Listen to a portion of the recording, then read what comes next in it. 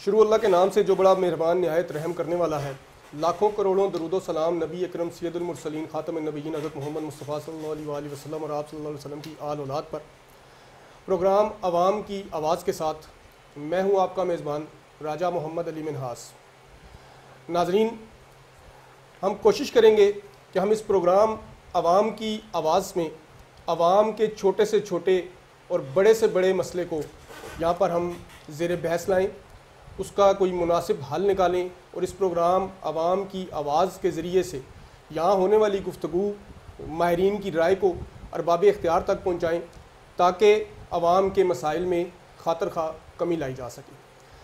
आज का प्रोग्राम भी इसी सिलसिले की एक कड़ी है। पाकिस्तान इस वक्त बहुत सारी मुश्किलात और मसाइल से दोचार है और पाकिस्तानी अवाम भी आए रोज़ एक नई परेशानी और मसले से दोचार हो जाती है।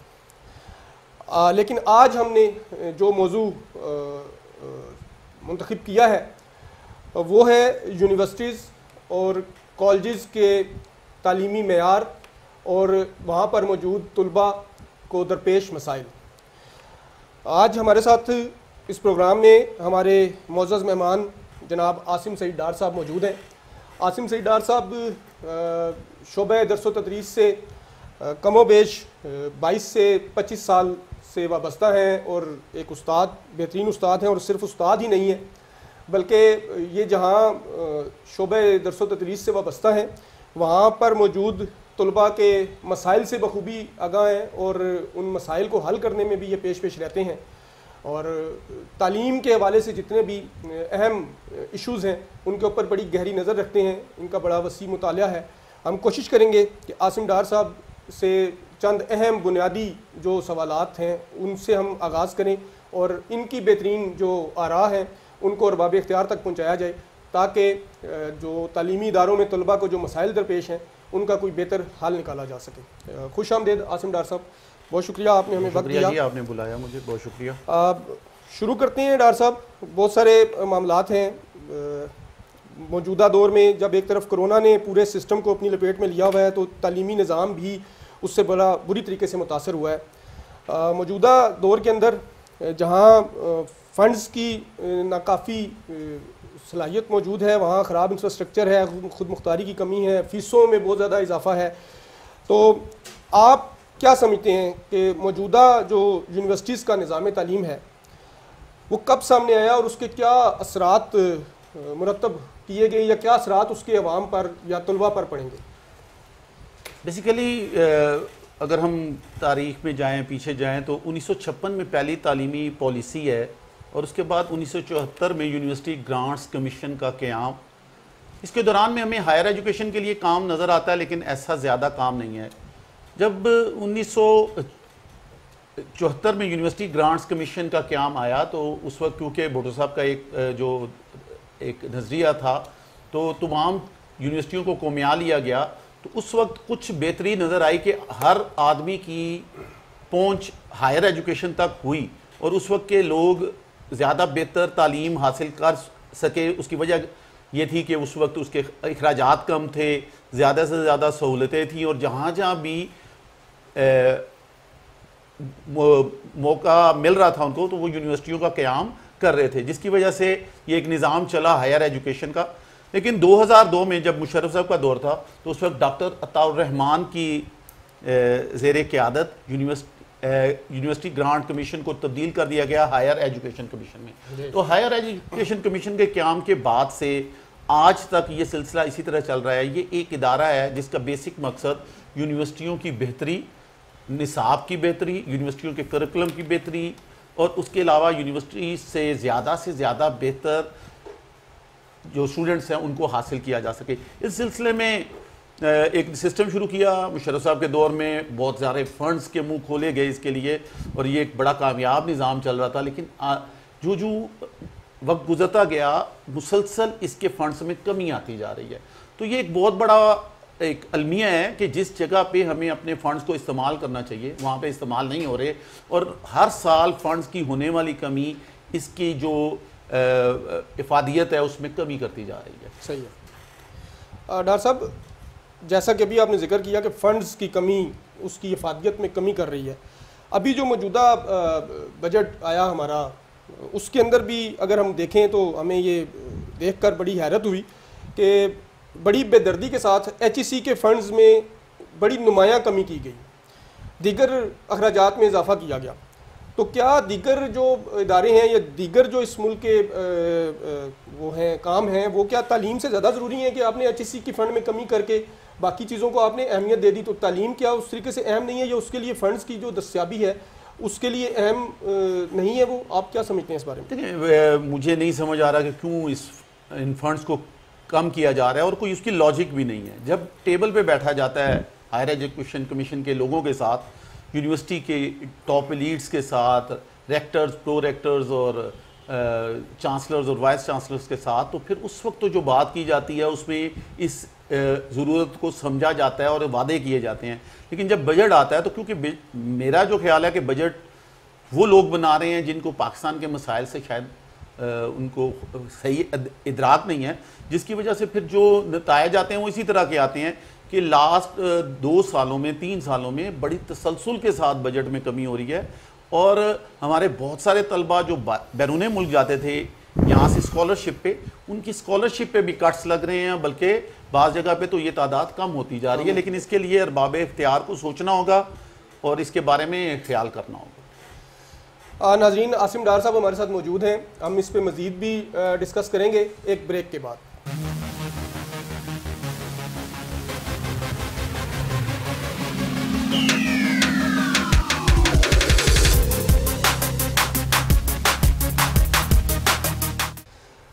ब्रेक के बाद दोबारा खुशामदीद कहते हैं आपको। बात हो रही थी तलबा के मसाइल पर। डार साहब, एक बड़ा अहम मसला है फ़ीसों के हवाले से। यूनिवर्सिटियों में फ़ीसें बहुत होश रुबाक हैं, वालिदैन अफोर्ड नहीं कर सकते। कुछ तलबा ऐसे हैं, स्टूडेंट्स ऐसे हैं जो पढ़ने का शौक़ रखते हैं लेकिन वो फ़ीस ना होने की वजह से वहाँ अपनी पढ़ाई को जारी नहीं रख पाते। इस बारे में आपका क्या ख्याल है, क्या कहना चाहेंगे आप? एक कोई स्टैंडर्ड फ़ी का सेट नहीं किया हुआ। अगर आप देखें तो आपको 2 लाख पर सेमेस्टर से लेके और आपको 40,000 और 30,000 पर सेमेस्टर तक आपको डिफरेंट यूनिवर्सिटीज़ मिल जाएंगी। प्रॉब्लम भी यहीं से आती है, जहाँ पे फ़ीसें ज़्यादा हैं वहाँ पे स्टैंडर्ड ऑफ एजुकेशन बहुत अच्छा है और वहाँ से जो स्टूडेंट्स निकलते हैं उनके लिए एक बहुत वसी रेंज उनके लिए फ्यूचर में उनकी जॉब्स के लिए खुली हुई नज़र आती है। सही है। और लर्म्स और नस्ट जैसे इदारे भी यहाँ पे पाए जाते हैं जहाँ पे आपको पर सेमेस्टर पे तो ज़्यादा करना पड़ता है, इन रिज़ल्ट आपको रिवार्ड्स भी ज़्यादा मिलते हैं। जब उसके मुकाबले में आपको ऐसी यूनिवर्सिटीज़ भी मिलेंगी प्राइवेट सेक्टर में जो 30,000, 40,000, 50,000 पर सेमेस्टर पे भी कर रही हैं, तो फीस वेरी करती हैं लेकिन स्टैंडर्ड वेरी करता है। और दूसरी सबसे बड़ी बात है कि ये जो फ़ी का जो आप स्ट्रक्चर है ये कोई ख़ास कंट्रोल में नहीं है। हर यूनिवर्सिटी अपनी एक्सपेंसेस के मुताबिक फ़ीस लेती है। जब स्टूडेंट्स वहाँ पे जाते हैं तो सीधी सी बात है, जब आप कम फ़ी वाली यूनिवर्सिटी में जा रहे हैं तो इट मीन्स कि वहाँ पे लो इनकम के लोग जा रहे हैं तो उनको प्रॉब्लम ज़्यादा फेस करनी पड़ती हैं। तो सूरत में फिर बहुत सारे मसाइल जन्म लेते हैं और बहुत सारी मुसीबतें बनती हैं बच्चों के लिए, और उसके लिए वो लोग आफ्टर यूनिवर्सिटी बहुत सारे काम कर रहे हैं ताकि वो अपने पे कर सके फ़ी को। और जो ये HEC से आपकी ग्रांट्स कम होती जा रही हैं तो सारे का सारा बोझ यूनिवर्सिटी पे खुद पड़ रहा है और यूनिवर्सिटी मजबूर है कि वो फ़ीस को बढ़ाए। जब वो फ़ीस ऊपर जाती हैं तो आप लोगों के मसाइल को देख सकते हैं, आजकल के लोगों के हालात को देख सकते हैं। यही वजह है कि आपको बाज़ जगह पर अमूमन आवाज़ें और बाज़गश्त सुनाई देती है कि यहाँ पे अब प्रॉब्लम्स आ रही हैं ड्यू टू फीसेस, और फिर वहाँ पे सपोर्ट करने के लिए स्टूडेंट्स को कोई ऐसा सिस्टम नहीं है जहाँ से वो बच्चे ज़्यादा बेहतर तरीके से इन मसाइल को हल कर सके। और वहाँ पे कोई ऐसी जगह भी नहीं बनाई गई, ऐसे टेबल्स नहीं बनाए गए, ऐसे लोग सपोर्टिंग रोल के लिए बनाए गए ताकि बच्चों को फ़ी के हवाले से ज़्यादा बेहतर तरीके से समझाया जा सके या उनको सपोर्ट किया जा सके। तो जैसा कि आपने कहा कि HEC के फंड्स में रोज़ बरोज़ कमी की वजह से यूनिवर्सिटियाँ बहुत सारे माली मुश्किलात का शिकार हो रही हैं और बहुत सारी यूनिवर्सिटियाँ फिर फ़ीसों को बढ़ा रही हैं। लेकिन दूसरी तरफ अगर देखा जाए तो बहुत सारे स्टूडेंट्स ऐसे हैं जो तालीम हासिल करना चाहते हैं, जो यूनिवर्सिटीज़ में पढ़ना चाहते हैं, इस मुल्क और कौम के लिए कुछ करना चाहते हैं।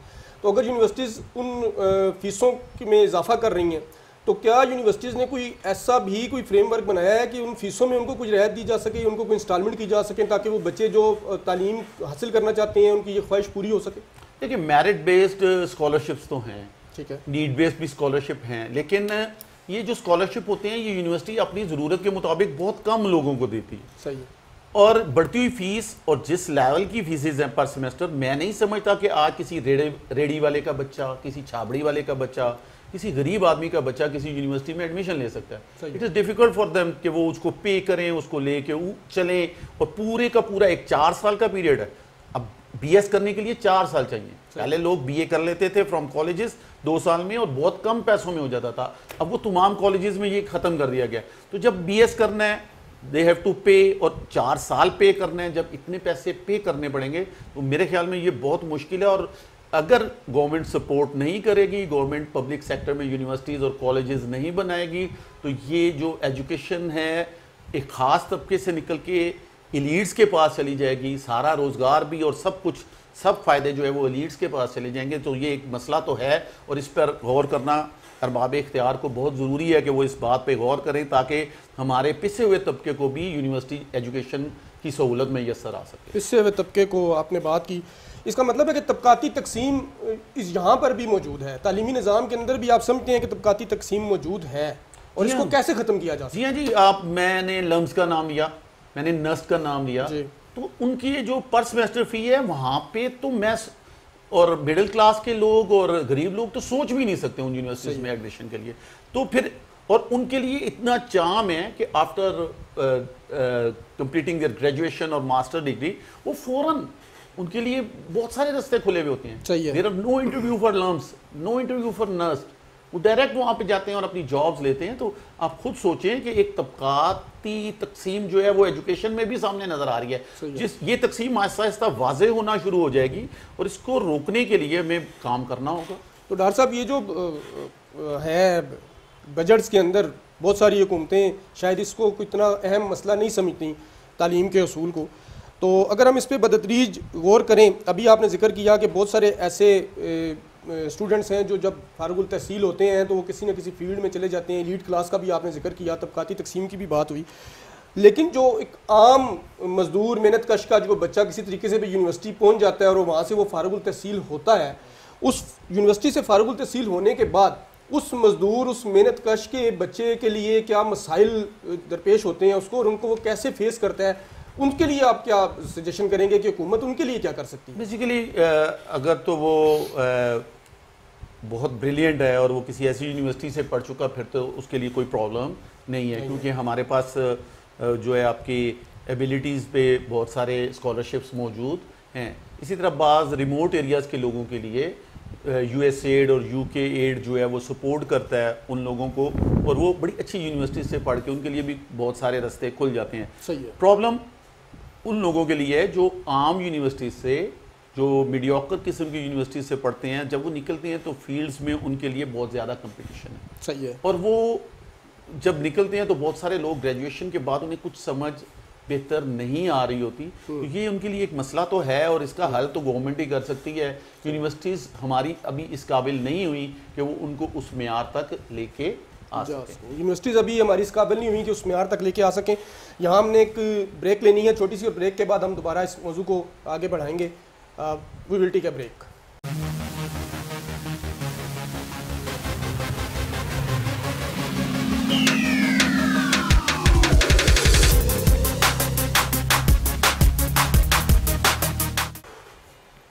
जी नाज़रीन, ब्रेक के बाद दोबारा आपको प्रोग्राम में खुशामदीद कहते हैं, और बात चल रही है यूनिवर्सिटीज़ और कॉलेजेस में मौजूद तलबा के मसाइल पे, और आसिम डार साहब हमारे साथ मौजूद हैं। डार साहब, अभी बात हो रही थी यूनिवर्सिटी से फारुगुल तहसील तलबा के मसाइल के हवाले से, तो आपने बड़े वाज़े और मौसर अंदाज में उन तलबा की नुमाइंदगी की है। तो अब आप क्या समझते हैं कि फारुगुल तहसील तलबा हैं, इनके मसाइल को कैसे हल किया जा सकता है? इनके हल के लिए हुकूमती सतह पे या यूनिवर्सिटी सतह पे या मुकामी सतह पे कोई ऐसा फोरम मौजूद है कि जो इन तलबा को इनके मसाइल से इनको छुटकारा दिला सके? आखिर उन्होंने डिग्रियां तो ले ली हैं, अब वो डिग्रियां लेके वो बेचारे नौकरियों के लिए फिर रहे हैं, अपनी काबिलियत के मुताबिक वो ढूंढ रहे हैं, लेकिन उनको जगह नहीं मिल रही। उसके लिए आप क्या सजेस्ट करेंगे कि क्या होना चाहिए? अली भाई, आपकी ये बात अपनी जगह बिल्कुल दुरुस्त है कि फ़ारगुल तहसील तलबा के लिए तो बहुत सारे मसाइल हैं और प्रैक्टिकल लाइफ में तो हर बंदे के लिए मसाइल हैं जी। लेकिन दौरान तालीम जो इनके मसाइल इनको दरपेश आते हैं और जो इनके सामने आते हैं उनके हल के लिए भी कोई बज़ाहिर कोई बहुत बड़ा काम जो है वो नहीं किया जा रहा। तो सब जब यह निकलेंगे तो सीधी सी बात है, अगर मुईशत अच्छी होगी, इकॉनमी अच्छी होगी, बहुत सारी फील्ड्स खुली हुई होंगी, तो ये लोग जब निकलते हैं तो फ़ौरन इनको जॉब्स और मुख्तलिफ़ किस्म के ऑप्शंस जो हैं इनके सामने आ जाते हैं और इनको मिल जाते हैं और काम मिल जाता है। लेकिन बैठती हुई इकॉनमी में, नीचे जाती हुई इकॉनमी में हम यूनिवर्सिटी से जितने ग्रेजुएट्स देते जा रहे हैं वो सब मायूसी की तरफ जा रहे हैं। उनको सामने कोई ऐसा रास्ता नज़र नहीं आता। एक वक्त था कंप्यूटर एजुकेशन का एक बहुत बड़ा मैदान खुला हुआ था, लेकिन आज BScs करने के बाद जो बच्चे निकलते हैं तो वो देख रहे होते हैं कि ये मैं कंप्यूटर साइंस का इंजीनियर हूँ, मैं IT इंजीनियर हूँ, लेकिन मैं क्या करूँ। और उससे बहुत बेहतर वो बंदा होता है जो बहुत पहले प्रैक्टिकल लाइफ में अपना काम शुरू कर चुका होता है और उसके लिए बहुत सारे ऑप्शंस खुली हुए होती हैं। तो ये उसके लिए एक मायूसी का सबब बनता है कि मैंने अपनी ज़िंदगी के 4 साल यूनिवर्सिटी में क्यों लगाए। उसके लिए हमें एक बेहतर माहौल बनाना होगा, बेहतर मुईशत की तरफ जाना होगा और अल्लाह करे कि ये तमाम ग्रेजुएट्स जब निकलें तो उनके लिए बहुत सारे रास्ते खुले हुए हों ताकि वो बेहतर तरीके से अपना काम जो है वो इसके बाद कर सकें। तो डॉक्टर साहब बेहतर तरीके से वो अपना काम कर सकें इंशाल्लाह, अल्लाह करे कि ऐसा हो। एक जो तलबा को मसला है यूनिवर्सिटीज़ के अंदर जो हमने देखा है, पढ़ा है और उसको समझा है, वो ये भी है कि यूनिवर्सिटीज़ की जो इंतज़ामिया है उनके बेतहाशा इख्तियारात भी बाज़ औक़ात तलबा के लिए बहुत सारे मसाइल और मुश्किलात पैदा करते हैं। उनके लिए आप क्या समझते हैं कि क्या होना चाहिए? वो जो बेतहाशा इख्तियारात हैं यूनिवर्सिटी इंतज़ामिया के पास, वो कैसे उनको बैलेंस किया जा सकता है? अच्छा, बड़ी अजीब बात है। एक वक्त था कि तलबा यूनियन ज़ेर एताब इसलिए आई कि उनके पास इतनी ताकत थी कि वो जब चाहें यूनिवर्सिटी से जो भी कुछ करवाना चाहें करवा लेते थे। सही है। उनके पास बहुत ज़्यादा। फिर एक वक्त आया कि यूनियन पे बैन कर दिया गया जी। और तलबा को रोक दिया गया ताकि वो अपने जो भी वो मसाइल के लिए तरीके इख्तियार करते थे शायद वो गलत थे, तो तलबा को उनसे रोक दिया गया। सही है। आज की यूनिवर्सिटी में ऐसा नहीं है। आज की यूनिवर्सिटी में सारे का सारा इख्तियार यूनिवर्सिटी इंतज़ामिया के पास है। सही है। मैं 2-3 आपके सामने मिसालें रख सकता हूँ। अभी पिछले दिनों आपने मीडिया पे देखा होगा, फास्ट यूनिवर्सिटी का एक इशू आया। फास्ट यूनिवर्सिटी के बच्चों ने कुछ रिमार्क्स दिए सोशल मीडिया के ऊपर, मुख्तलिफ जगहों के ऊपर, जो कि यूनिवर्सिटी इंतज़ामिया को पसंद नहीं आए। It was not in the university premises, उसके इलाके में नहीं थे, बाहर ये किया गया। सही है। उनको पसंद नहीं आया, उनको 1 साल 2 साल के लिए बैन कर दिया गया। अब कोई उनसे पूछे कि अगर फ़र्ज़ करें वो गलत ही होगा, लेकिन क्या इस तरह के कदम लेना और बच्चों के फ्यूचर से खेलना इतना ही सिंपल है जैसे उन्होंने समझ लिया। इसी तरह बच्चों की फ़ीसों का एरिड में इशू उठा, बच्चे अपनी फ़ीसें पे नहीं कर सकते थे, तो उन्होंने अपनी इंस्टॉलमेंट्स के लिए कहा कि हमारी फ़ीसों को इंस्टॉलमेंट में कर दिया जाए। सही है। यूनिवर्सिटी से ये मामला चला, कुछ असातिज़ा इनको सपोर्ट भी कर रहे थे, लेकिन जो मेन स्ट्रीम में एडमिन था वो उन्होंने इस बात को नहीं माना। फिर देयर वाज समथिंग हैपेंड कि उन्होंने लॉक किया उनको एडमिन ऑफिस को, तो उन्होंने 1-1 साल के लिए तमाम स्टूडेंट्स को निकाल दिया। लेकिन वो जो उनका जायज़ ज़रूरत थी कि उनकी फ़ी की इंस्टॉलमेंट कर दी जाए, बिकॉज बहुत सारे लोग और बहुत सारे बच्चे इस काबिल नहीं होते कि एक ही वक्त में 40-50 हज़ार पे कर सकें, तो वो कुछ चाहते हैं। तो होता क्या है कि इंतज़ामिया के बेपना इख्तियार ने उन्हें एक ऐसे रंग में रंग दिया है कि वो जो जायज़ बात है वो भी सुनना नहीं चाहते। सही है। तो इसके लिए हर यूनिवर्सिटी में मैं ये सजेस्ट करूँगा कि ऐसी अथॉरिटी, ऐसी एक टीम बनानी चाहिए जिसमें स्टूडेंट्स और पेरेंट्स भी शामिल हों, ताकि वो मिल के इस तरह के जो छोटे छोटे मसाइल हैं जो लोगों को आराम दे सकते हैं, सुकून दे सकते हैं, बेहतर तरीके से तालीम पढ़ने के लिए ज़हनी सुकून मुहैया कर सकते हैं, वो लोग वहाँ पे उनको वो चीज़ें मिल जाएं। तो ये कोई इतना मुश्किल काम भी नहीं है। और जो बेजा इख्तियार है उसका सबसे बड़ा नुकसान ये है कि आज एक प्रोफेसर और असिस्टेंट प्रोफेसर जो यूनिवर्सिटी में पढ़ा रहा है जी, वो अपने इन इख्तियारात का बहुत नाजायज़ फ़ायदा उठाता है। और इसकी बहुत सारी मिसालें हम अपने सामने अपने मुआशरे में देखते हैं और सुनते भी हैं।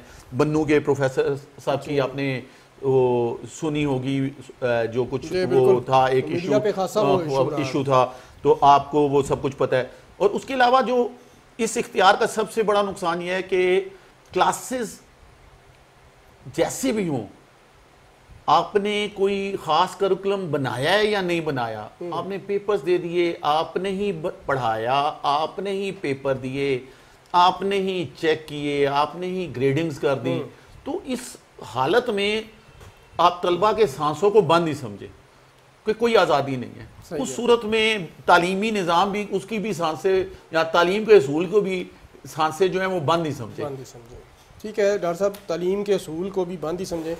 तो जब इतने सारे मसाइल हैं, इंतज़ामिया के बेतहाशा इख्तियारात हैं और दीगर और भी मसाइल हैं, तो क्या एक तरफ आप देख रहे हैं कि तलबा यूनियन बैन कर दी गई हैं मुकम्मल तौर पे। बीच में पीपल्स पार्टी की हुकूमत ने, गिलानी साहब ने, जब वो वज़ीर आज़म थे, उन्होंने इसको बहाल करने का ऐलान किया, लेकिन उस पर भी सही तरीके से अमल दरामद नहीं हो सका। आज जब तलबा यूनियन मौजूद नहीं है और तलबा को बहुत सारे मसाइल दरपेश हैं और उनके लिए कोई मुनासिब फोरम भी नहीं है, तो तलबा यूनियन का मुतबादल क्या हो सकता है तालीमी इदारों के अंदर, यूनिवर्सिटीज़ के अंदर ख़ास तौर पर? ये मैं आपको बताऊं, जैसे अभी पिछले दिनों कोयटा में आपने देखा इंटरनेट का मुनासिब सहूलत ना होने की वजह से उनकी ऑनलाइन क्लासेस मुतासिर हो रही थी, तो उन्होंने कहा कि ये वो सिस्टम जो है, ऑनलाइन सिस्टम जो है, वो हमारे लिए ज़्यादा फिजिबल नहीं है, ख़ास तौर पर बलूचिस्तान के लोगों के लिए। पंजाब में हमें ये चीज़ें समझ नहीं आती। सही है। यहाँ पे फैसिलिटीज़ किसी और तरह की हैं, हम लोग बड़ी अच्छी फैसिलिटीज़ के साथ ज़िंदगी गुजारे हैं। तो बलूचिस्तान, सिंध के रिमोट एरियाज़, बलूचिस्तान के रिमोट एरियाज़, KP के रिमोट एरियाज़, वहाँ पे ये सहूलतें नहीं हैं। और अगर एक स्टूडेंट जो है वो अपने इस क्वारंटाइन के दौरान और इस कोविड-19 की पेंडेमिक के दौरान अगर वो अपने घर जाके बैठता है, तो वो ऑनलाइन क्लासेस शायद बेहतर तरीके से अटेंड नहीं कर सकता। तो जब उन्होंने ये एहतजाज किया, तो आपने देखा कि वहाँ पे पुलिस ने उनके साथ क्या सलूक किया, पकड़ के उनको बिठा लिया। तो वजह क्या थी? वो एहतजाज वहाँ तक, सड़क तक क्यों आया? इसका मतलब है कि यूनिवर्सिटी में कोई ऐसा सिस्टम मौजूद नहीं है जो इन मसाइल को हल कर सके।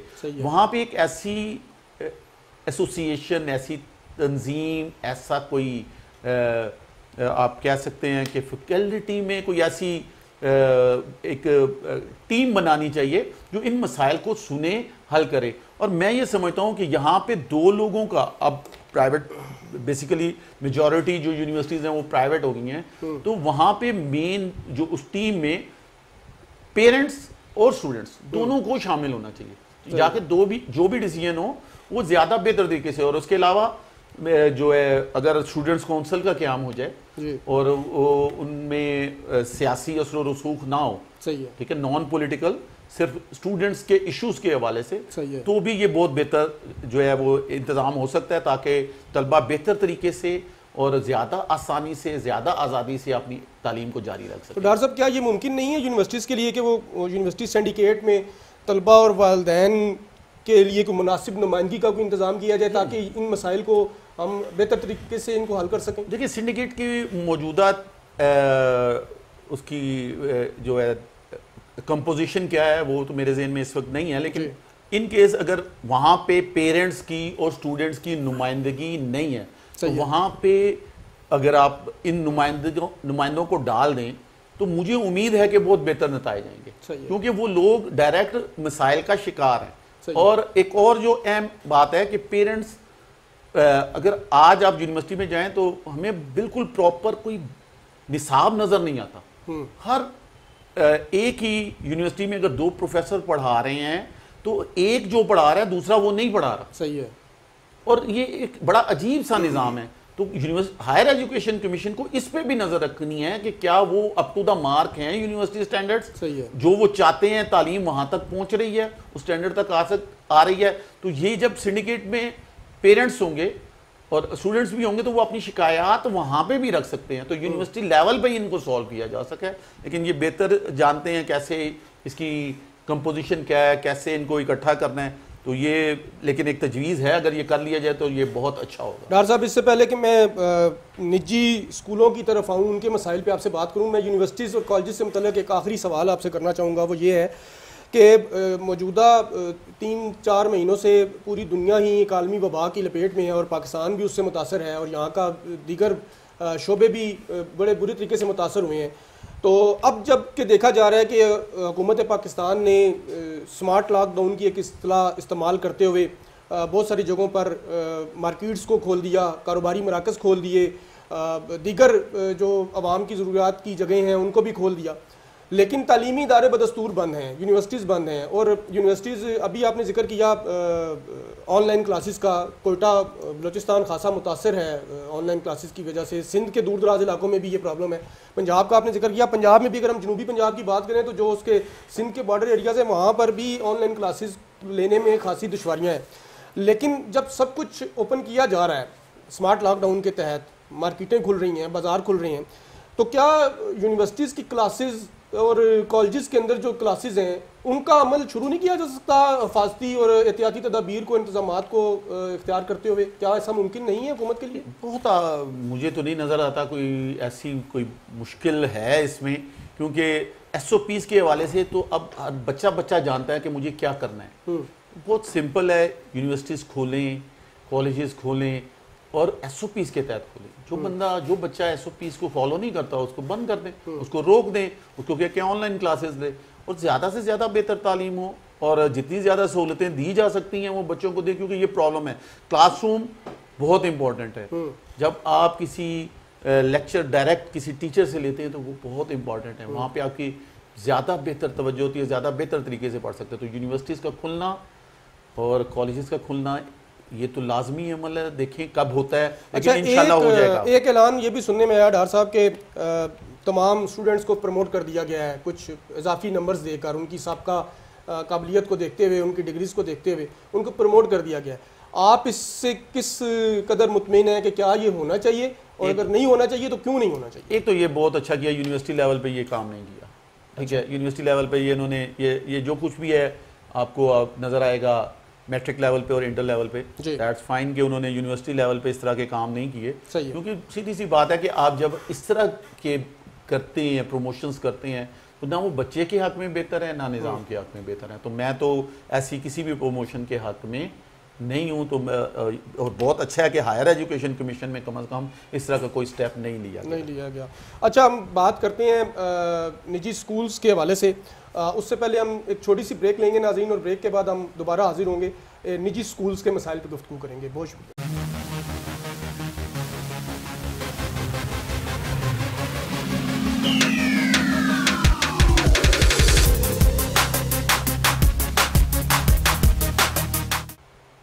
वेलकम बैक नाज़रीन, हम आवाम की आवाज़ के साथ हाजिर हैं और बात हो रही है निजी स्कूलों के मसाइल पर। डॉक्टर साहब, कोरोना की वजह से बहुत सारे तालीमी इदारे, स्कूल भी बंद हैं, प्राइवेट स्कूल्स भी बंद हैं, और प्राइवेट स्कूल्स की बहुत सारी मुश्किलात भी हैं। आप क्या समझते हैं, प्राइवेट स्कूल्स को इन हालात में ओपन होना चाहिए, उनको खुलना चाहिए? अगर नहीं खुलना चाहिए, क्यों नहीं खुलना चाहिए? और खुलना चाहिए तो उसके लिए क्या तदाबीर मालकान को, जो प्राइवेट स्कूल के मालकान हैं, उनको इख्तियार करनी चाहिए? अच्छा, मसला बड़ा अजीब है। देखिए, प्राइवेट स्कूल्स में कैटेगरीज है। एक वो है जो कैम्ब्रिज से associated O levels, A levels करवा रहे हैं विद ह्यूज फीसेस, बड़ा बजट। उन लोगों के बारे में जब ये कहा जाता है ना कि ये प्राइवेट स्कूल वाले मर जाएंगे, इतना साल खाते रहते हैं, तो वो जो लोग कह रहे होते हैं वो इमेजिन नहीं कर रहे होते, वो जो गली मोहल्ले में प्राइवेट स्कूल खुला हुआ है, सही है, जो हैंड टू माउथ है, जो बहुत मुश्किल से अपने निज़ाम को चला रहा है, उसको वो बिल्कुल भूले हुए हैं। तो ये अगर हम बीकन हाउस की बात करें, रूट्स की बात करें, फ्रॉबल्स की बात करें, सिटी स्कूल की बात करें, तो वहाँ पे तो ये समझ आती है। दूसरे लेवल पे अगर आप सेकंड चेन में, टीयर्स में, हमारे जो चेन स्कूल्स हैं, जैसे दार-ए-हकम स्कूल है, ABS स्कूल है, और डिफरेंट इस तरह के स्कूल्स जो खुले हुए हैं, तो अगर आप इनको देखें, या जैसे एजुकेटर्स हैं, जिस तरह एलाइड स्कूल्स हैं, तो इनका लेवल और है, और यहाँ पे भी प्रॉब्लम्स हो रहे हैं। लेकिन जब मैं अपनी गली के एक ऐसे स्कूल को देखता हूँ जो बच्चे से 500 से 1000 रुपया फीस ले रहा है, उसके बाद वो अपने स्कूल को चला रहा है, और मैं ये एक्सपेक्ट करूं कि पिछले 4 महीने से वो स्कूल बंद है, और उसके बाद भी वो कुर्बानी देता रहेगा, तो यकीन करें उसकी कुर्बानी इस ईद कुर्बान पे वो कुर्बान हो जाएगा, उसके पास कुछ नहीं रहेगा। तो हमें प्राइवेट स्कूल्स के मसाइल को किसी और नज़र से देखना होगा। यहाँ पे हमें उनकी मदद भी करनी होगी और उनके लिए काम भी करना होगा, और उनको खोलना भी होगा SOPs के साथ, मखसूस तादाद के साथ, कि इतनी क्लास ले लें, इतनी क्लास ले लें, ताकि बेहतर तरीके से ये निज़ाम चल सके। मैं तो उन पे हैरान हूँ अगर वो अभी तक जिंदा है। डॉक्टर साहब, मौजूदा दौर में प्राइवेट स्कूल्स जो हैं, क्या वो तालीम की ज़रूरियात को बेहतर तरीके से पूरा कर रहे हैं? मैंने आपको फिर बताया कि डिफरेंट लेवल हैं स्कूल्स के, लेकिन एक बात बताएं, मैं कल एक देख रहा था एक जगह पे, तो पंजाब में आपको पता है कि कितने परसेंट जो शेयर है प्राइवेट स्कूल्स के पास है? 70%। 70% बच्चे जो हैं वो प्राइवेट स्कूल्स में पढ़ रहे हैं। अब आप म्यारे तालीम की बात कर रहे हैं, मैं तो कहता हूं अगर ये स्कूल खत्म हो गए तो क्या सरकारी स्कूल इस काबिल हैं कि वो 70% का बोझ उठा सकें? वो तो कोलैप्स कर जाएंगे, वो तो गिर जाएंगे। उनका जो पहले ही म्यारे तालीम इतना बैठा हुआ है वो और बैठ जाएगा।